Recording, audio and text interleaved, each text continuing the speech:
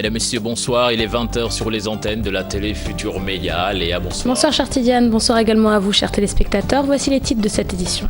Grave accident à Kaolack. Un bus Tata en partance pour Porokhane s'est renversé. Les blessés ont été évacués à l'hôpital de la région. La faucheuse n'en finit plus de frapper sur nos routes. Pas plus tard qu'hier, 2 sœurs ont perdu la vie. Nous nous attarderons sur les raisons de cette spirale négative. Les meurtres des Sénégalais Alassane Sène et Charles Ndour tués au Maroc ne sont pas restés impunis. Ce sont les assurances du consul du Sénégal dans le royaume chérifien. Vous entendrez les explications de Massamba Sarr dans ce journal. Hissène Habré fixé sur son sort le 30 mai 2016. Les chambres africaines extraordinaires vont livrer leur verdict. L'ancien président tchadien est poursuivi pour crimes de guerre, crimes contre l'humanité et actes de torture. Des commerçants à la Médina très amers après la fermeture de leurs boutiques et cantines. Selon eux, la mairie veut leur imposer de nouveaux contrats de location. Et puis à Kolda, le déficit de formation des agents des collectivités locales entrave le développement des communes. Nous verrons comment avec notre correspondant sur place. Voilà le sommaire de ce 20h. Tout de suite, le développement.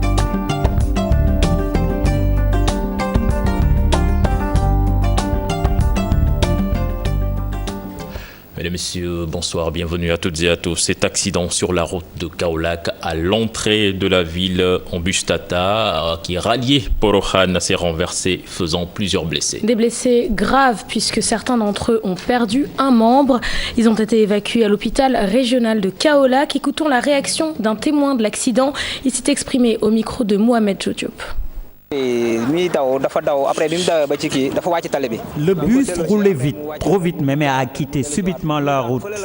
Le chauffeur a essayé tant bien que mal de le ramener au milieu de la chaussée par un coup de volant, mais c'était trop tard. Il était déjà à terre. Après plusieurs tonneaux et plusieurs rotations, et vu sa position après l'accident, nous avons comme l'impression qu'il allait à tout bas alors qu'il venait plutôt de là-bas. Moi, j'ai essayé de sortir du bus, mais finalement j'ai été propulsé hors du véhicule par la violence du choc et je suivais la suite hors du véhicule. Vous vous rendez compte? Et comme j'entendais les clients crier, le choc a été très violent avec de graves blessures pour les occupants. C'est moi-même qui ai ramassé et rassemblé les différentes parties d'un bras d'un passager. Quelle horreur! J'ai aussi sorti certains blessés du car. Le chauffeur roulait trop vite. À un moment, j'ai voulu l'avertir, mais bon, il allait certainement penser que je voulais lui manquer de respect. On ne sait jamais avec ces gens-là. Sur cette même lancée, vous l'avez remarqué sans doute ces derniers temps, nos routes tuent de plus en plus. Pas plus tard qu'hier, 2 sœurs ont perdu la vie dans un accident sur l'autoroute. 2 sœurs donc qui étaient venues pour les obsèques de leur papa. Une situation tragique, Léa. Oui, chère Tidiane, tout à fait. L'autoroute de Dakar, un circuit sur lequel on enregistre de nombreux accidents, souvent mortels. Parmi les causes évoquées, le non-respect du code de la route ainsi que l'absence de panneaux de signalisation, la plupart dérobés. C'est un reportage signé Fatou Kinedem et Modou Diop. Des rochers à la place des glissières de sécurité, c'est le constat sur cette route qui mène au pont de la Patte d'Oie. Non loin, un dépotoir. Les garde-fous heurtés par les véhicules joncent le sol. Le décor d'une autoroute la plus ancienne du Sénégal. Une autoroute qui étale ses morts. Une autoroute est obéie à des règles d'utilisation. Une autoroute n'est pas faite pour des manœuvres. Une autoroute n'est pas faite pour des charrettes. Mais aujourd'hui, sur l'autoroute de Dakar, moi j'ai vu personnellement des bœufs venir prêtre carrément sur l'autoroute. L'on parle du loup, des incohérences partout, des panneaux de signalisation dérobés. Il faut s'arrêter sur les comportements. Au moins, sur ce seul échangeur, il y a au moins 15 panneaux qui ont disparu. Et ce n'est pas ici seulement. Sur la corniche ouest, effectivement, j'ai constaté les mêmes faits. Les avaloirs qui permettent d'évacuer les eaux de ruissellement, mais sont volés et vendus. Une autoroute doit être surveillée par des patrouilles régulières, des patrouilles mobiles et aussi des caméras de surveillance. Il faut dissuader. Et pourquoi pas des sanctions en cas d'infraction? Au niveau régional, il y a une commission pour retirer et suspendre le permis de conduire. Le ministre peut retirer et suspendre le permis de conduire. Les tribunaux aussi, les juges peuvent se retirer et suspendre, annuler et même annuler le permis de conduire. Donc sur ce plan-là, moi je pense que le législateur a déjà pris toutes les dispositions nécessaires. Des sanctions, mais aussi une proposition phare, la mise en place d'une autorité de sécurité routière.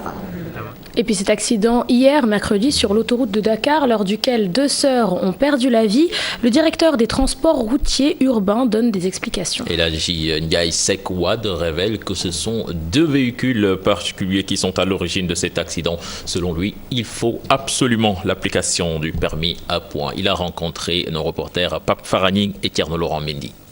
Sur les causes et les circonstances de l'accident de mercredi qui a ôté la vie à 2 personnes, le directeur des transports interurbains prend le contre-pied des témoignages parus dans la presse. Il y a un véhicule Citroën Jumper qui a quitté le côté droit pour venir sur le côté gauche sur lequel se trouvait la Renault 19. La Renault 19, voulant l'éviter, a enjambé la partie où il y avait les glissières et s'est retrouvé sur l'autre sens et a été heurté dans le sens Dakar-Patte d'Oie. C'est ainsi que s'est passé cet accident et il y a eu 2 morts sur le coup. Pour El Seck Ndiaye Wade, seul le permis à points peut amoindrir les accidents mortels sur les routes sénégalaises. C'est la mise en place du permis à points. C'est décrié par certaines personnes, mais il faut savoir que le permis à points s'adresse à ceux qui font des infractions, ceux qui ne font pas discerner.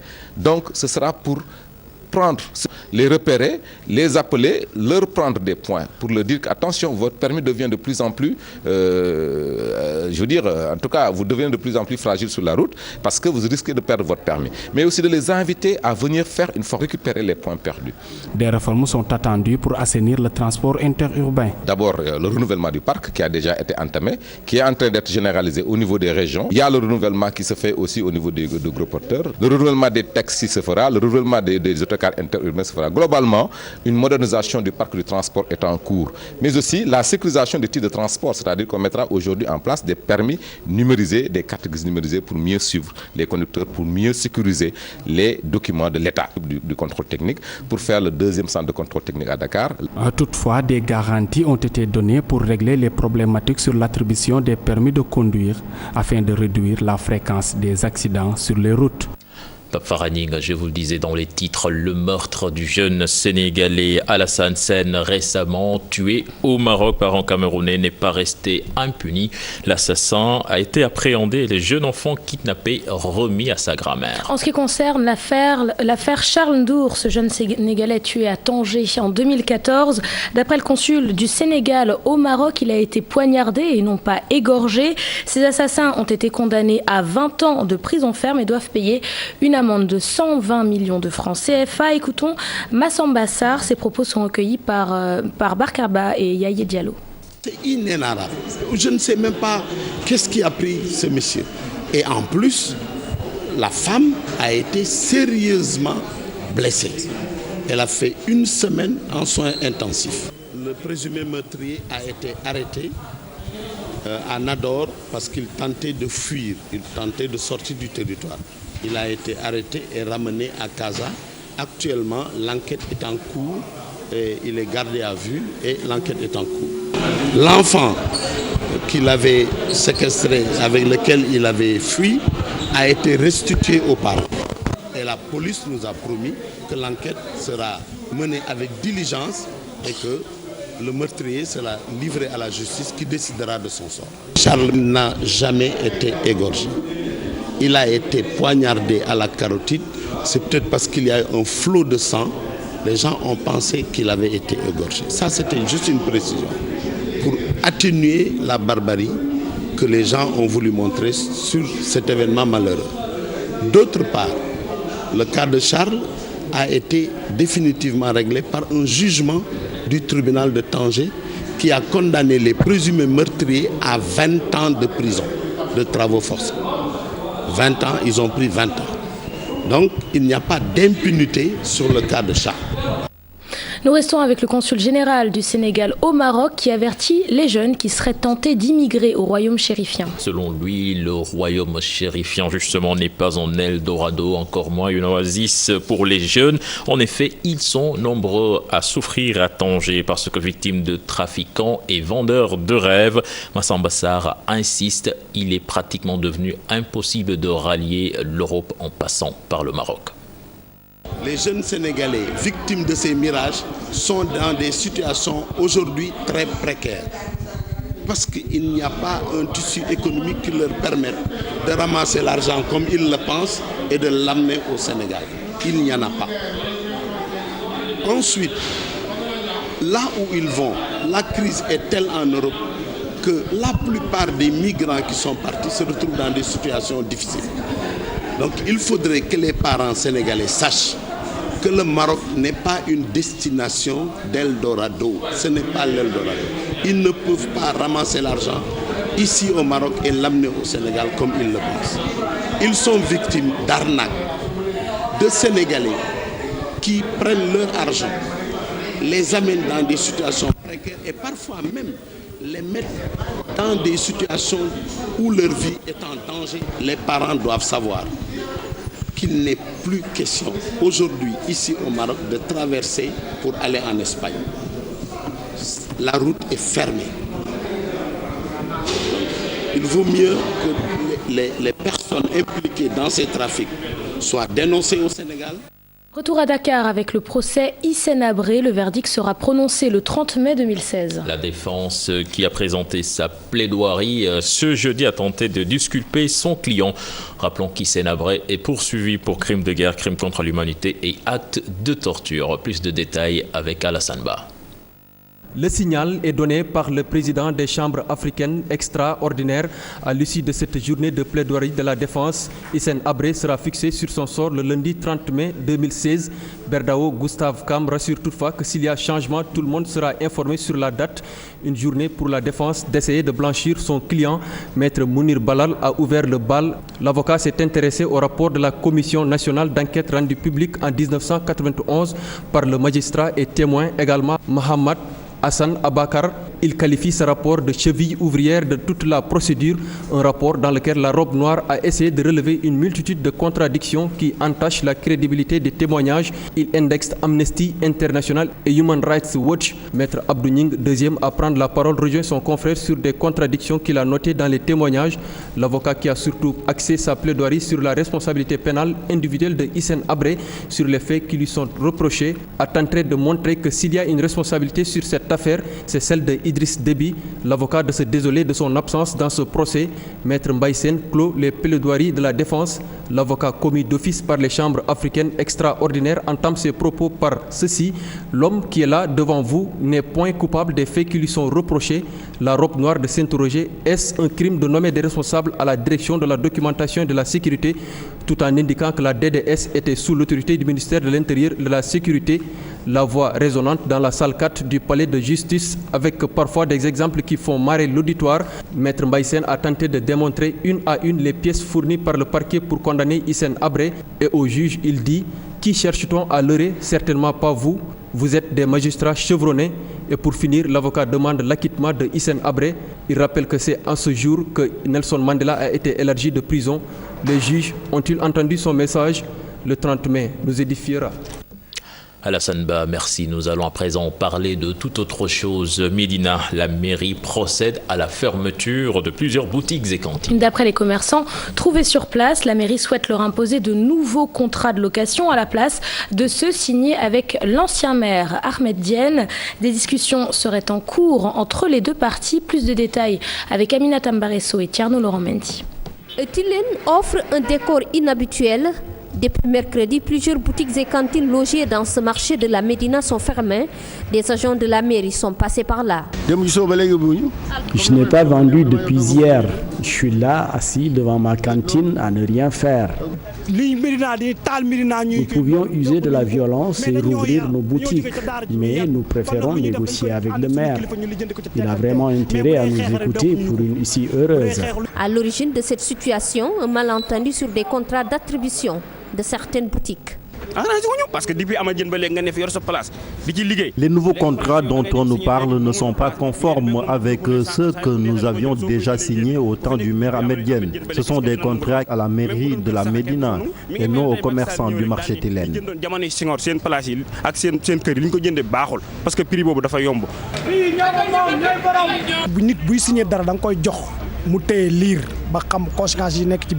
La mairie veut nous forcer à signer ces contrats sans pour autant qu'on sache le contenu. C'est impensable.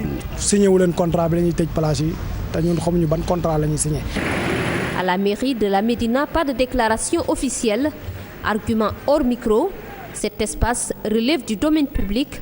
Les marchands qui y sont installés sont régis par des contrats qui, au besoin, peuvent être revus.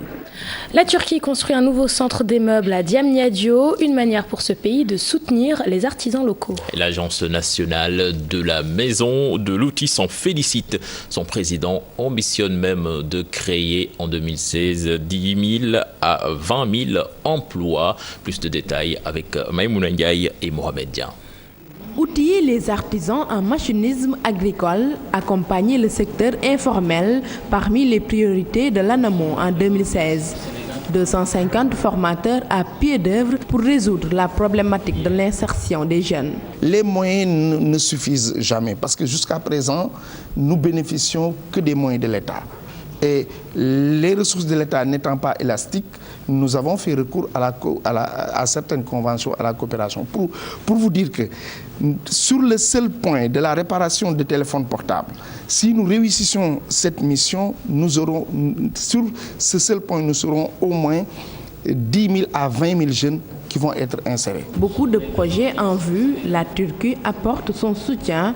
Un édifice de 20 000 mètres carrés en phase de construction à Diamniadio. Ça va être une grande entreprise qui va faire ce projet, Doğanlar Miller Grubu, et c'est destiné déjà au marché sénégal et la sous-région et à l'exportation. Donc c'est un projet vraiment à caractère social parce qu'il y aura création d'emplois, apprentissage et même la technologie qui viendra parce que c'est vraiment une entreprise qui fait des meubles d'une qualité très importante. Le Sénégal compte déjà 8 maisons de l'outil. L'ANAMO veut encore mobiliser les partenaires et mettre en place un centre dédié aux mécaniciens dans 3 mois. Et puis parlons à présent du secteur informel. Chère Tidiane, au Sénégal, les commerçants ne bénéficient pas d'aide en matière de santé, encore moins en ce qui concerne les pensions de retraite. Tout de même, le mouvement progressiste des acteurs du secteur informel a bénéficié d'un montant de 2 milliards de francs CFA pour la relance du secteur, nous disent nos reporters Pape Faraning et Younous Diatta. Comme son nom l'indique, le secteur informel est dans l'informel total sur tous les domaines. Il vit des difficultés incommensurables. Les acteurs de ce secteur déplorent la non-assistance des autorités, surtout sur le plan sanitaire. Nous soignons nous-mêmes avec nos moyens, mais on n'a pas structuré. L'État ne fait rien pour nous encadrer dans ce sens. Personne ne vient à notre secours. Avec le plan Sésame du président Wade, on nous prenait en charge, mais actuellement, si tu tombes malade, tu peux mourir par manque d'assistance. Les commerçants ne bénéficient pas d'une cotisation à l'IPRES. De ce fait, après la retraite, ils retournent à la case de départ. On n'y pense même pas. Mais si un jour on devient vieux, peut-être c'est nos fils que nous entretiennent. Après la retraite, on retourne à la maison ou bien on continue de travailler. Toutefois, le mouvement progressiste des acteurs du secteur informel tente de résoudre cette inégalité. Pour les prises en charge, les IPM et les IPRES, vraiment, le secteur informel ne peut pas être comme les autres secteurs qui sont structurés. Bon, mais de cela, nous passons monter des mutuelles de santé, des mutuelles et d'autres mutuelles qui peuvent accompagner les marchands ou qui peuvent accompagner le secteur informel. Les acteurs du secteur informel ont bénéficié d'une convention de 2 milliards. Ils comptent financer des acteurs qui s'activent dans ce secteur.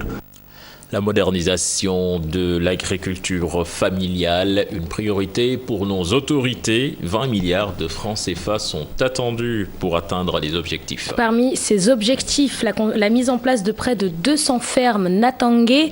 Jusqu'ici, la construction de fermes villageoises et familiales a permis la création de près de 10 000 emplois. Ce jeudi, le plan stratégique 2016-2020 a été présenté. Plus de détails avec Fatou Kinedem et Modou Diop. Sécheresse, rareté des pluies, difficulté de commercialisation des produits agricoles, autant de facteurs qui bloquent l'agriculture au Sénégal. Des fermes familiales mises en place pour une croissance durable du secteur. Le Sénégal est un pays très ensoleillé et donc on peut produire de l'eau avec le soleil. Et c'est cela qui est aujourd'hui promu par ANIDA. Dans ces fermes familiales, vous avez le maraîchage toute l'année, vous avez l'aviculture, l'élevage de poulets, vous avez la pisciculture et vous avez l'arboriculture fruitière. L'Agence nationale d'insertion et de développement agricole a déjà réalisé près de 70 fermes villageoises et familiales avec 10 000 emplois. Les femmes représentent 35%. D'autres réalisations sont attendues. Avec l'appui de la coopération espagnole, qui permet déjà, rien que pour les régions sud, Casamance naturelle, donc Ziguinchor, Kolda et Sédhiou, donc d'aller vers un objectif de 75 fermes pour ces trois régions. Une dynamique de création d'emplois bien organisée dans les zones rurales. En ce qui concerne les fermes familiales Natangé qui doivent remplacer les exploitations traditionnelles, il faut 12 millions et pour cela, l'État ne peut pas tout engager. Les bénéficiaires doivent contribuer à hauteur de 6 millions et les autres 6 millions vont être supportés par l'État du Sénégal. 20 milliards de francs CFA, c'est le financement attendu pour la modernisation de l'agriculture familiale. Plus de 200 fermes Natangé, c'est l'objectif d'ici 2017. Et puis nous parlons de toute autre chose, des perturbations dans le système éducatif. La conseillère technique du ministère de l'Éducation invite les enseignants à travailler afin de stabiliser l'école sénégalaise. Selon Marie Siby, le gouvernement est dans la dynamique de satisfaire les revendications des enseignants. Elle s'exprimait en marge de la Journée nationale de l'éducation des filles. Je propose de l'écouter. Ces propos sont recueillis par Chérif Dia et Mohamed Dia. Je pense qu'on est quand même dans une situation qui peut nous permettre de ne pas connaître de perturbations. Les 8 et 9 octobre 2015, il a été organisé au ministère de l'Éducation nationale ce qu'on a appelé une session de pré-rentrée. Nous avons échangé avec l'ensemble des acteurs sur les difficultés et des stratégies à prendre en charge ces difficultés-là. Au lendemain de ces rencontres, le 10 octobre, Monsieur le Président de la République a offert un déjeuner. C'était pour échanger davantage avec les partenaires sociaux et il a donné des orientations. 16 décisions ont été prises. Et il avait demandé à ce que la mise en œuvre pour certaines questions soit immédiate. Le gouvernement est dans cette dynamique. Pour les surimpositions, c'est derrière nous. Pour le reste, l'échéance est à partir de janvier 2016. Donc je ne vois pas pourquoi on irait vers une perturbation du système. Je pense que nous gagnerions, nous acteurs, à travailler à la stabilité de notre système éducatif pour le bien de nos enfants. Et puis l'université d'Evry-Val d'Essonne compte développer au Sénégal la génétique moléculaire, un projet qui vise à bouleverser l'économie de la médecine selon Omar Tounian. Le ministre de l'Enseignement supérieur recevait ce matin le président de l'université Val d'Essonne. Je vous propose de l'écouter. Alors quel est l'objet de cette visite? C'est de travailler avec les experts sénégalais pour la mise en place d'une plateforme d'exploitation, je dirais, j'espère que mes mots ne sont pas trop forts, du génome pour servir et la santé et l'économie et la sécurité. Et aussi, évidemment, la mise en place de cette plateforme va être accompagnée de transferts de technologie, mais aussi de transferts de compétences et de connaissances, pour qu'il y ait au sein de notre pays ces compétences-là indispensables au développement. Et le Sénégal devrait entrer de plein pied dans le développement de ces technologies et leur utilisation. Nous allons à Kolda à présent avec le déficit de formation des agents des collectivités locales, une entrave aux acteurs du développement. Un déficit de formation qui toucherait surtout les gestionnaires de budget et qui serait à l'origine de mésententes entre ces derniers et les agents du Trésor public. Un problème puisque ce sont ces agents qui s'occupent du budget des collectivités locales. Plus de détails avec Abdoulaye Diallo. Les techniques de mise en œuvre de la réglementation et des procédures des budgets des collectivités locales constituent un véritable goulot d'étranglement pour les gestionnaires locaux de ces budgets. La plupart de leurs dossiers font l'objet de rejet de la part des services du Trésor public pour non-respect des procédures normales et ces cas de rejet étaient devenus très récurrents. En vue de mettre fin à une pareille situation, le service de la pairie régionale de Kolda a jugé utile de former les secrétaires municipaux dans la procédure budgétaire. Vous savez que les collectivités locales, le Trésor constitue le lieu où s'exécute en recettes et en dépenses le budget des collectivités locales. Mais il y a souvent une différence d'information due au fait que les collectivités locales viennent au Trésor, trouvent là-bas des agents informés qui sont très à cheval sur la réglementation et souvent les secrétaires municipaux n'ont pas la même formation, ce qui peut aboutir à des incompréhensions et même à des conflits. Les secrétaires municipaux sont optimistes quant à la réduction du nombre de rejets de leurs dossiers déposés au sein du Trésor public. On ne maîtrisait pas les procédures liées à la cotation ou bien à la demande de renseignements et de prix, ce qui fait qu'il y avait un fort taux de rejet au niveau des engagements que nous faisions. Désormais, nous osons espérer que cette année, nous pouvons prendre le pari avec le payeur régional qu'il y aura 0 rejet pour l'année 2016. Aujourd'hui, j'ai connu vraiment comment faire le budget, comment respecter les chapitres et les articles, comment faire le PV d'attribution et comment faire l'engagement en général. Cette session de formation est un fait innovant à Kolda où c'est la première fois que le Trésor public s'est préoccupé du déficit de formation des gestionnaires des budgets des collectivités locales de Kolda. Abdoulaye Diallo, découverte d'un gisement de gaz à Saint-Louis. Le Forum civil interpelle le gouvernement sur la malédiction du pétrole qui a causé beaucoup de tensions dans certains pays. Selon le coordonnateur régional du Forum civil, l'État du Sénégal se doit de rester vigilant. Mame Latyr Fall invite le gouvernement à consacrer l'essentiel des revenus tirés des forages de pétrole au développement du pays. Le Forum civil compte mettre un mémorandum à la disposition des autorités. Écoutons Mame Latyr Fall, ses propos sont recueillis par notre correspondant dans la zone, Ousseynou Diop. Il y va de la souveraineté de notre pays et l'avenir de nos enfants. Que l'État, il faut qu'on mette des garde-fous, comme vous dites là, pour que l'État, c'est nos ressources premières, que l'essentiel tiré de ces revenus pétroliers et gaziers revienne à nos populations. Il n'est pas question que les gens laissent les prédateurs venir d'ailleurs, parce que ce n'est pas des philanthropes. Ils ont investi pour faire des recherches, c'est sûr que la première chose qu'ils vont essayer de rentabiliser leur investissement. Et là, c'est une vigilance. Vous savez, comme je dis toujours, vous aurez votre travail à jouer, la société civile va jouer son travail, mais là, parce qu'on a vu finalement les découvertes de pétrole et de gaz sont devenues des malédictions dans certains pays.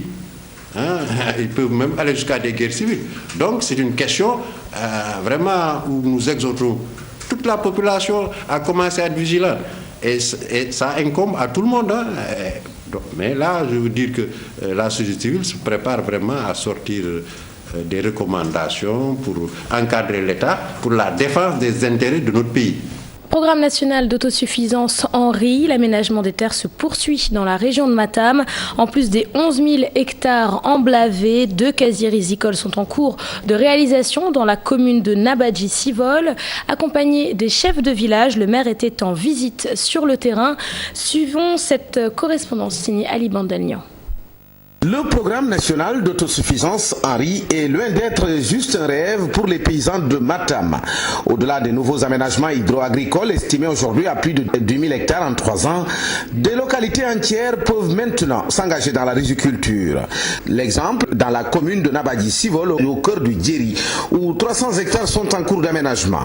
Une première, selon le maire, qui s'est accompagné des différents chefs de village pour visiter les travaux de terrassement en phase de finition. Comme vous le voyez, nous sommes sur le casier de Sinthiou-Mogo et de Boinadji, où vous avez à peu près 300 hectares de surface nette à cultiver et qui sont prêts, car nous n'avions même pas 1 hectare. Toute la chaîne de production est déjà en marche. Vous avez le centre de triage qui a été déjà construit ici entre Boinadji et Sinthiou-Mogo. Vous avez l'électrification qui a déjà fini d'être installée. Une belle réalisation certes, mais les paysans de cette commune de Nabadji-Civol veulent encore plus d'aménagement.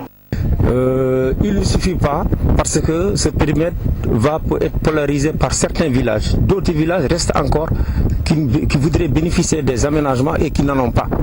Vous savez encore, si on a Boinadji, ces casiers polarisent par exemple plus de 12 villages et il reste encore plus de 7 villages qui n'ont pas bénéficié, surtout dans cette localité de Boinadji jusqu'à Nabadji.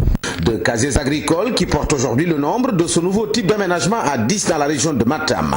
Comme retenu par les entreprises, tout comme les bureaux de contrôle en charge des travaux, les populations de Boinadji et de Sinthiou-Mogo devront réceptionner ces aménagements avant la fin de ces 3 prochains mois. Et puis direction Babak dans la commune de Noto Djabas, la localité a accueilli la première édition des journées culturelles Sin-Sin. Le ministre de la Culture et le maire de Noto Djabas présents aux festivités prônent la renaissance de la culture sérère en voie de disparition. Selon eux, je vous propose de suivre donc l'essentiel de cette manifestation signée Charanta Diop et Seylatir. Chants et danses, le ndout, le gorom, effectué par les femmes du Djobas, toutes ces facettes culturelles sérères Sin étaient représentées. Presque tous les fils de Djobas qui étaient dans les contrées lointaines ont fait le déplacement pour assister à ces journées culturelles organisées par l'association des cadres sérères. Ces journées culturelles, nous les avons initiées pour simplement rappeler que la culture est l'essence même du développement. Qu'un peuple qui ignore sa culture est un peuple qui n'est pas en mesure de mener un développement viable. Puisque la culture rappelle des valeurs, la culture rappelle des principes. Or, le développement repose sur les fondements bâtis sur les valeurs et les principes. L'amour de soi-même, l'amour de son peuple, la solidarité, la générosité, l'esprit d'engagement, le sacerdoce, être prêt à donner sa vie pour sauvegarder son pays, sauvegarder son peuple.